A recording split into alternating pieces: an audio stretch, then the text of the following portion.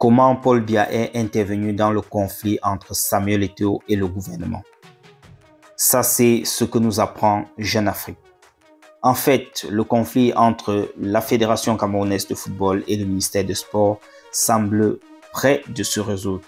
Et en grande partie grâce à Paul Biya qui a décidé de frapper le poing sur la table. Du moins, ça c'est ce que nous apprend Jeune Afrique dans cette édition-ci. Et nous allons ainsi voir quelques explications concernant cette situation. Alors, selon Jeune Afrique, le président de la République a donc pris l'initiative de tenter de résoudre ce conflit. Et ceci, c'était déjà dernièrement lors d'une réunion organisée par le Premier ministre John Gouté, auquel a pris part le président de l'Africafoot. Et lors de cette réunion, Samuel Eto'o a refusé de renoncer à la nomination de son propre staff technique, ce qui n'a pas du tout plu aux membres du gouvernement et ainsi aussi aux membres du ministère des Sports.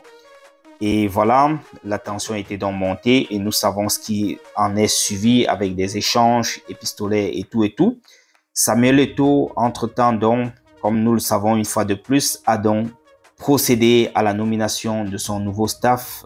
Entre autres, nous pouvons voir dans ce staff Martin Tungu-Pile et David Pango comme assistant de l'entraîneur. Et nous avons également comme entraîneur des gardiens de but Carlos Kameni. Alors, nous les avons vus également lors de la réunion de prise de contact avec le sélectionneur hier au niveau de la FECAFOOT. Alors, ceci peut apparaître déjà comme une victoire du président de la FECAFOOT, et qui dit président de la FECAFOOT dit Samuel Eto'o. Alors, qu'est-ce qui va donc se passer dans ces jours qui vont suivre? Selon certaines indiscrétions, le président de la République aurait donc intimé l'ordre au ministre des Sports d'accepter la liste hybride venant de la FECAFOOT, c'est-à-dire accepter la deuxième nomination du staff technique des Lions Indomptables.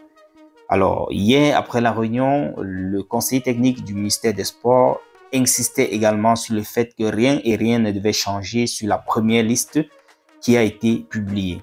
Alors, s'il s'avère vrai ce que Jeune Afrique nous fait savoir dans cette édition-ci, cela signifie donc que rien ne va changer sur la seconde liste de la FECAFOOT et c'est elle qui sera valide, du moins pour le reste des échéances qui vont venir dans les prochains mois et voilà, dans les prochaines semaines et dans les prochains mois.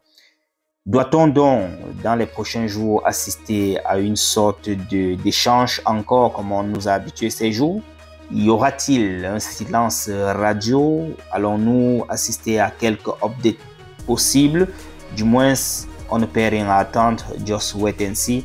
Mais si cela est vrai, ce que nous lisons dans Jeune Afrique, alors je pense que le conflit est presque vers la fin, vers sa fin, étant donné que le président a donc tranché en faveur de la FECAFOOT.